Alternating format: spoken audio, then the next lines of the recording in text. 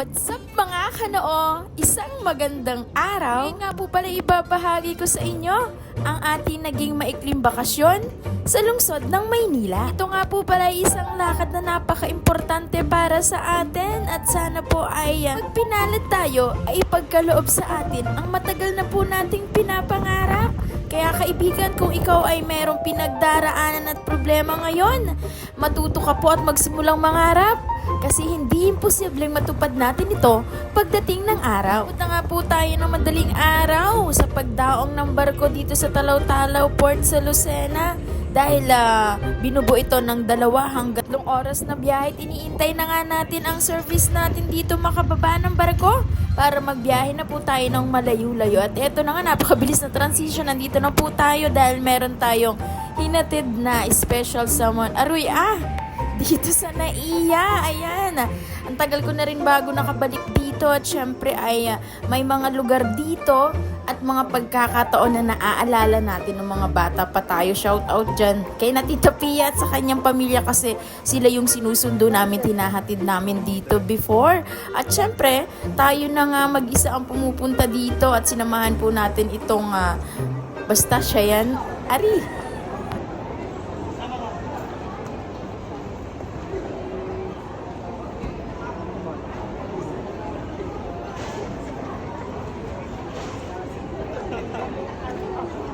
Bye-bye!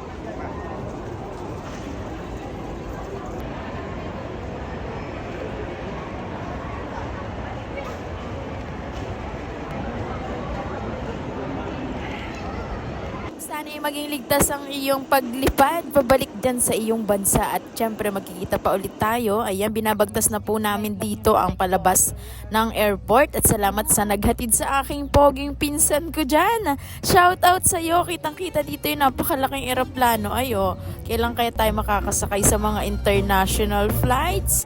Nakagaya nito, syempre, manifesting.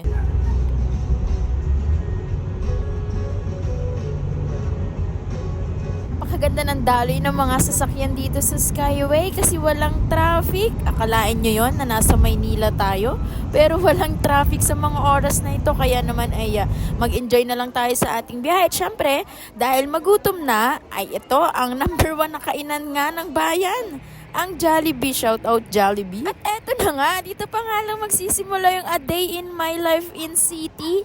Ayan, salamat nga pala, tuunahin ko na ang pagkakataon na ito na magbigay pugay at pasasalamat sa ating kaibigan at parang kapatid na rin na nagpatuloy dito sa ating ikli at makabuluhang mga araw na pagtigil natin dito sa lungsod ng Maynila. Hindi ko nga alam, pero ako lang ba yung taong mas payapa at mas gumagana ang utak kapag mag-isa dahil meron siyang trabaho?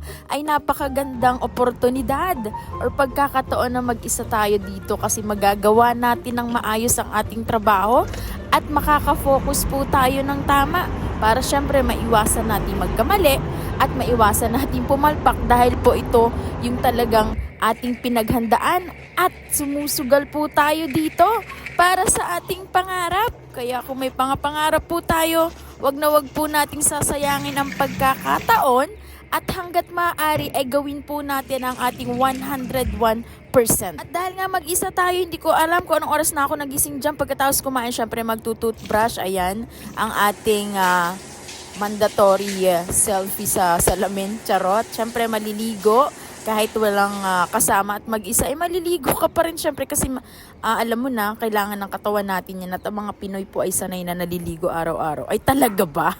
At ayan na nga, nagsisimula na nga tayo ditong maglakad-lakad pabalik-balik at mag-video ng ating sarili para meron po tayong pag-pamblog. At syempre gusto ko rin ibalita sa inyo na naranasan ko na yung unang sahod dito sa Facebook. O diba? Mapagod, matyaga, lalo na yung pag-i-edit at pag-upload at pag-iisip ng content sa araw-araw or sa mga araw na may vacant ka kasi hindi naman talaga araw-araw nakakapag-upload, lalo na kung may trabaho ka at marami kang ginagawa. Pero syempre maliit man na halaga, malaking tulong na rin at talagang nakakatulong sa, kumbaga bumabalik yung ating sipag at tiyaga sa pag-vlog. Kaya kayo kung nagsisimula pa lang kayo, nag-i-enjoy na kayo, kumikita pa kayo. Liit lang din ang ating mga followers mga kanoo.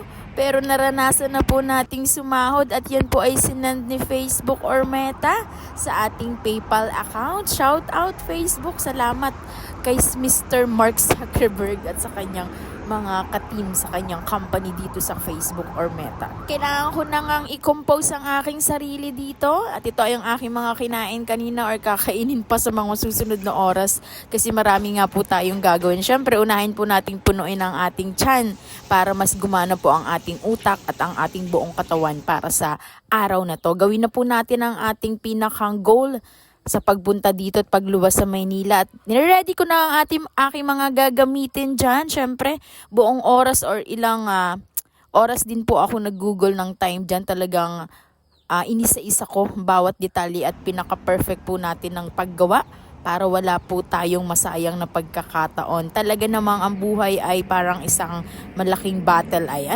minsan ay kapag hindi mo pinag-andaan o hindi mo inayos, matatalo ka. Pero kapag ikaw ay porsigido, talagang tinataya mo yung buhay mo at syempre nakasalalay ito para sa iyong pamilya, ay hindi ka magkakailang ibigay ang best at ilabas mo kung anong meron sa'yo. Nagplanuhan ko itong mabuti at pinaghandaan na sana ay sumakto yung oras at araw ng ating pagpunta para naman hindi po tayo mapagod maigi at syempre magawa po natin ang tama ang ating dapat gawin. At ayan, tingnan nyo nga naman may pa-practice pa. Ewan ko ba kung gagana yan, pero syempre, ipagdasal po natin na maging successful po tayo sa mga susunod na araw at makukuha po natin ang napakagandang resulta. Kayo mga kaibigan, anong mga naging gawain ninyo at ano naging hakbang na ginawa ninyo para matupad ang inyong mga pangarap.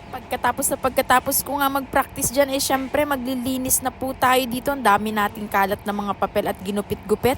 Syempre para mas maging maaliwalas at makahinga, makapag-stay ng maayos ay dapat ay malinis po ang ating mga paligid at ang sarap humilata at maghiga. Syempre ay yun, ay kapag walang basura sa paligid. Ganito nga po pala magtapon dito ay diba, walang katao-tao. Sana walang magpakita dito, charot. So meron dyan tinuro sa akin tapunan ng basura dyan parang naalala ko dito ay yung Chucky doll na si Chucky. Dyan siya ata sumusuot sa parang maliit na butas na yan. Ewan ko ba kung dyan yun at tinapon siya na nabuhay ulit.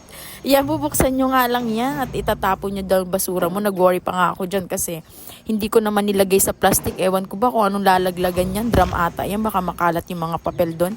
Kayo na po bahala dyan. Basta yan yung kalat kong pinagugupit kanina. At syempre ay babalik na tayo doon sa ating room at magpapahinga. Ang sarap pa sa feeling na meron kang natapos at naging productive ang iyong araw, hindi na sayang ang oras at syempre, meron din tayong final fitting ng ating susuotin. Syempre para naman makita mo yung sarili mo na maayos kang haharap sa mga taong mga professional at talagang mataas ang standard. At sana ay syempre tapatan mo kung ano yung gusto nilang makita sa. At syempre, yan na yung tumakbo sa aking buong araw. Gabi na, kaya kakain na po tayo ng hapunan. Abangan nyo na lang po yung part 2 at maraming salamat sa panonood.